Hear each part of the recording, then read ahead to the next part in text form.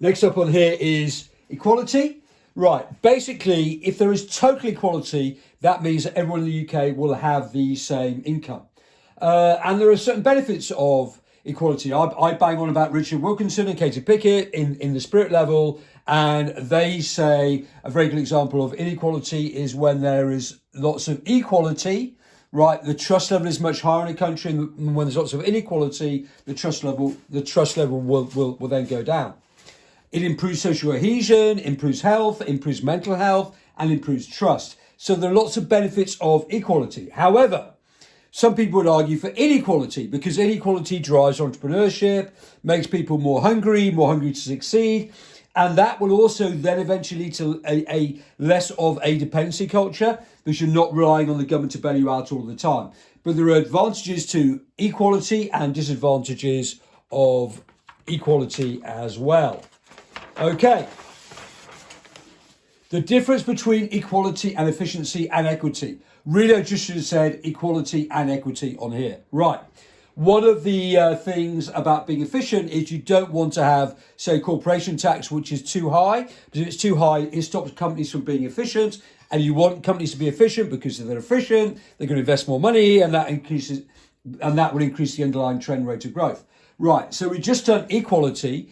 Equity is all about fairness. Now, fairness is a normative concept because that depends upon your opinion.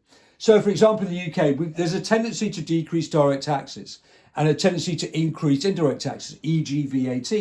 If you increase VAT, that is regressive and that will lead to a rise in inequality. Right. There's also equality of opportunity, which is really that everyone should have the same opportunities in life. So therefore, you put more money into those schools in deprived areas so they can force kids to work from there. Equity depends, as I just said, it's a normative concept. So you might think 0.35 a Gini coefficient for the UK, you might think that that's fair and that we need some inequality to give people an incentive to go out and work harder. Right, taxes are also in the UK, they can be progressive or they can be regressive. You all understand this because we've done this on the macro course. VAT is regressive, whilst income tax is a progressive tax. One of the big things of Liz Truss, you wanted to decrease direct taxes. If you decrease direct taxes, you make society less equal. You increase inequality. However, greater inequality, once again, may lead to more incentives, and that allows to push out the underlying trend rate of growth and move people out of poverty. Right. Assess the costs and benefits of government action which creates inequality. Okay, so some people argue that inequality is a good thing. The major benefit is you have low income tax and corporation tax. Therefore, that will increase the underlying trend rate of growth. Increase the underlying trend rate of growth. We can increase demand. We get more growth. And we will get more growth. Then we will get more taxation revenue. That will increase incentives. Labour is more likely to move. We'll get the trickle-down economics. And hey presto, everyone is then better off. This was obviously the idea behind Liz Truss.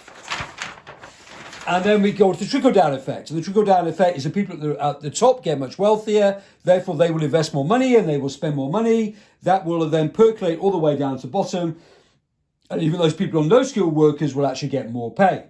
However, when we look at Trump's tax cut in America between 2017 and 2019, he decreased the top rate of tax, corporation tax. What they did then, what the company directors did, they didn't invest money back into the economy. They thought that this would lead to everybody in America being $4,000 better off, but that never occurred. What they did was they brought back their shares. This increased the share price. Their executive pay was linked to the share price. If the share price went up, then they made more money, even though they hadn't actually created any more wealth within the country.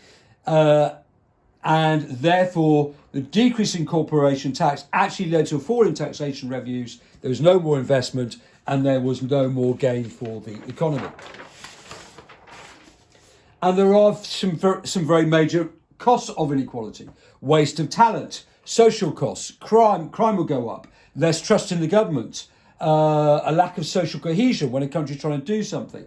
So inequality can also create more inequality. So if you're born into a poor household, it's very difficult to escape that. So we've got here the index of child well-being. So if we low and high.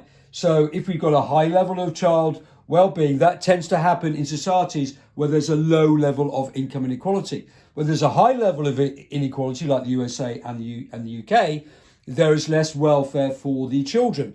Those children which have a high level of well-being are those countries like Sweden, Finland and Norway.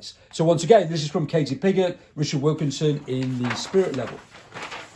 Once again, so the index of health and social problems. The greater the level of inequality, the more health and social problems that people have. So down here, those countries which do better are Japan, Sweden and Norway. They have less inequality. Those countries that have more inequality have more mental health issues. So in summary, there's a lot of problems here because human capital, there's a lack of social mobility. There tends to be a lot of teenage births. There's a lot of problems with child well-being.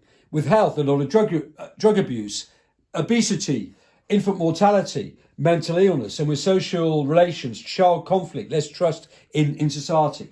So this is why some people argue we want a more equal society. Okay.